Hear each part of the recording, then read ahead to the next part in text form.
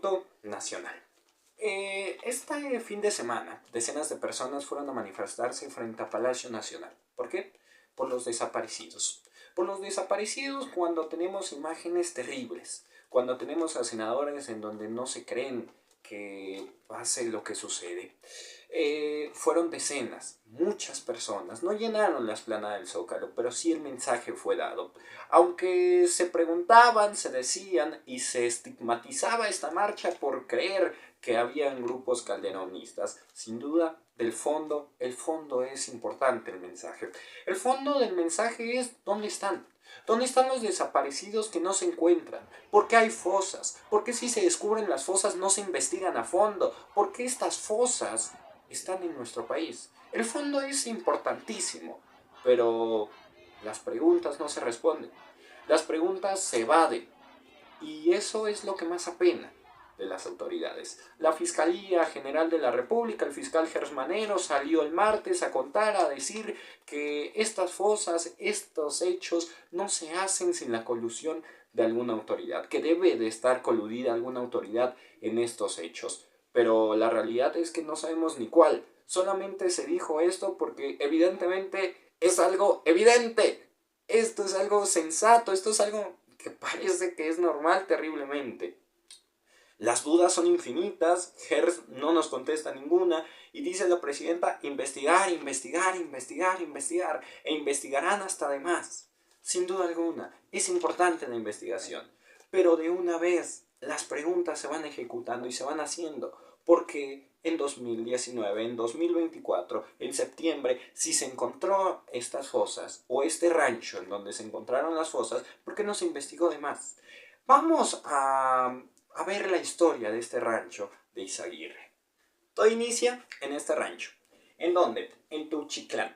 Teuchitlán, Jalisco, 2012. Supuestamente en 2012 fue donde inicia este cementerio, esta fosa clandestina de crematorios, donde también reclutaban a gente para convertirlos a ser integrantes de este cártel tan conocido en nuestro país.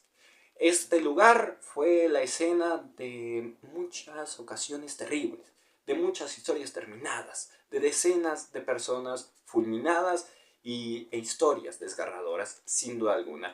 Inicia en 2012, en la era de Felipe Calderón, en el combate al narcotráfico, en esta guerra en donde no sabemos qué sucedió y la consecuencia pues termina siendo esta. Ahora, ¿qué pasa? Google Earth o las imágenes de Google satelitales no detectan que en 2012 el rancho se haya construido, sino en 2014. Entonces hay una información descontinua, porque se habla de que en la era de Felipe Calderón se construye, pero en las imágenes satelitales sale que en 2014 es cuando verdaderamente hay al menos indicios de este rancho. Llega la primera fecha dudosa, la primera fecha en donde nos preguntamos cosas. El 10 de agosto del 2019, la Guardia Nacional encuentra algo por ese rancho. ¿Qué pasa? Lo encuentran, rescatan a personas, detienen a gente, pero no investigan el rancho a fondo. Donde sucedía todas las imágenes, donde vemos estas imágenes, estos zapatos, donde nos cuestionamos qué sucedía ahí. ¿Qué sucedía en esas fosas? En ese lugar era una hectárea. Sí se podía investigar, sí se podía ver. Si las madres buscadoras lo encontraron luego, ¿por qué la Fiscalía, por qué la Guardia Nacional no lo encontró? ¿Por qué el 10 de agosto del 2019 no se supo esto? Los cuestionamientos son estos. Ahora no es el único acontecimiento que nos pone a cuestionarnos, sino hay otro. Y hay otro en el pasado reciente, septiembre de 2024, la Guardia Nacional rescata gente, detiene a gente en ese mismo rancho. ¿Qué pasa? No se investiga. No se investiga ese rancho y de nuevo siguen las funciones. Las funciones siguen como estaban. Porque no se investigó ese rancho cuando había indicios ya en 2 ocasiones que ahí desaparecían personas o encontraban personas. ¿Por qué? ¿Por qué no se investigó? ¿Por qué si hay detenidas no se investigó más? ¿Por qué la Fiscalía no hizo estas investigaciones? El fiscal ahora de Jalisco era vicefiscal en aquel momento. ¿Por qué no se hizo esta investigación? ¿Por qué la Guardia Nacional no quiso investigar más a fondo? ¿Quién lo sabía? ¿El exgobernador de Jalisco? ¿Lo sabía el exgobernador? ¿Por qué no ha salido a declarar? Si siempre salía a declarar cuando había dudas, cuando había incertidumbres, ¿por qué en esta ocasión es diferente? La duda vuelve a ser esta. ¿Por qué? ¿Por qué? Y bueno, se termina encontrando enero del 2025, después de 2 ocasiones dudosas en donde la Guardia Nacional encuentra a desaparecidos en este lugar. En el 2025, madres buscadoras van a ese rancho, graban un TikTok y ¿qué pasa? Se entera toda la nación. Se hace un revuelo, se hace un escándalo nacional, porque las historias que se terminaron contando ahí fueron desgarradoras, porque los hechos que terminaron en ese momento, porque las personas pues tenían evidencias, habían vivido un margen terrible de comunicación. Y en el 2025, en enero de este año, sucede y aparecen y se hace este escándalo cuando ya se había encontrado hace 2 veces anteriormente. Ya se había encontrado, pero no se quiso investigar más a fondo. Por ello la importancia de estas madres buscadoras. Por ello la relevancia que tienen estas. Y ante los cuestionamientos de la prensa de qué hacía el anterior gobierno de López Obrador, ante los cuestionamientos que le hacen a la actual presidenta de México, pues dice la presidenta, déjenlo en paz. Pero ¿cómo dejar en paz a un personaje tan importante en la gobernación? ¿Por qué hay que dejar en paz al expresidente si no se ha terminado esto? Si tuvo información en aquel tiempo de que este sitio seguía, ¿por qué hay que dejarlo en paz? ¿Por qué no dejamos en paz a Felipe Calderón? Porque tenía un secretario de Estado delincuente. Pues bueno, Obrador no tenía un secretario de Estado delincuente. No, afortunadamente no, o al menos no se ha sabido esto. Pero sí pudo enterarse de que había una fosa llena de cuerpos y en este había entrenamiento para un cártel. Eso es terrible. Por ello no hay que dejarlo en paz. Por ello no se tiene, ni ahorita te enseño las cifras. Las cifras son escandalosas. Pero bueno, esto es lo que decía la presidenta Sheinbaum. Donde hablan de quién sabe cuánta cosa que hay en el predio. A partir de una fotografía. Y de algunos testimonios. Pero ya todos. Ya otra vez, ya ayer creo que vi que narcopresidente AMLO, ya déjeme en paz. Todo, otra vez, contra el presidente López Obrador.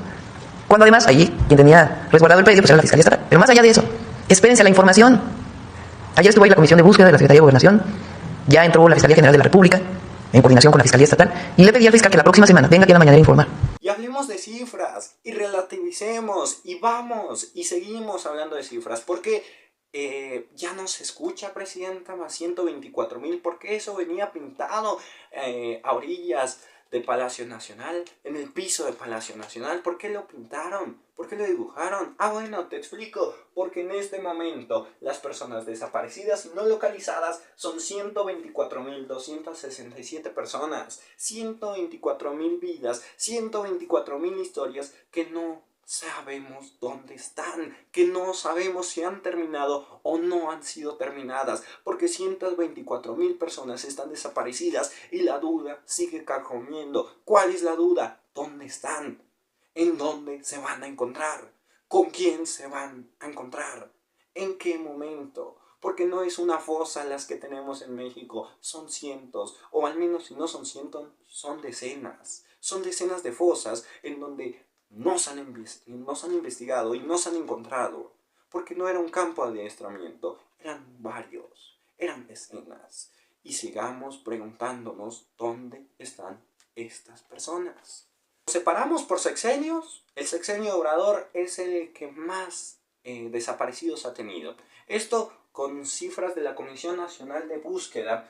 En 2025 tenemos al menos contabilizados 5,687 personajes desaparecidos. En el sexenio de Obrador, 162,389 desaparecidos. En el de Peña Nieto, 100,624. El de Felipe Calderón, 41,410. ¿Dónde estaban? Se encontraron algunos, a otros no. Y todavía la cifra crecía. Aquí tenemos las cifras en donde van para arriba, en donde no descienden, en donde sencillamente no culmina esta tragedia de desaparecidos. La gráfica te la enseño, te la muestro, es esta. Con López Obrador sube, con Sheinbaum. Esperemos que baje. Pero vuelve la pregunta, ¿dónde están? Hoy al menos la presidenta ha mostrado una sensatez y se ha dirigido ante la nación. ¿Y qué ha dicho? Pues hay una crisis de desaparecidos. Sí, lo que ya sabíamos, pero lo aceptan. Ok, ante esta crisis, ¿cómo van a actuar? Van a actuar con un plan. Hay una estrategia ante esta crisis de desaparecidos. ¡Bravo! Así tienen que actuar el gobierno nacional. Así tiene que actuar un gobierno federal. La comparación entre el caso Ayotzinapa y este caso de una fosa, bueno, el caso Ayotzinapa fue un crimen de Estado, este caso, esperemos que no. Porque el crimen de Estado sería omitirlo. Porque el crimen de Estado era cuando ya lo tenían que investigar 2 veces y no lo investigaron. Eso puede llegar a ser un crimen de Estado. Que se investigue, que se pregunte y que se haga lo correspondiente. ¿Dónde estaban las autoridades en ese momento? ¿Dónde estaba Alfaro, que tanto intimidaba a una rectora? ¿Dónde estaba Obrador, que tanto ayudaba a los pobres? ¿Dónde estaban?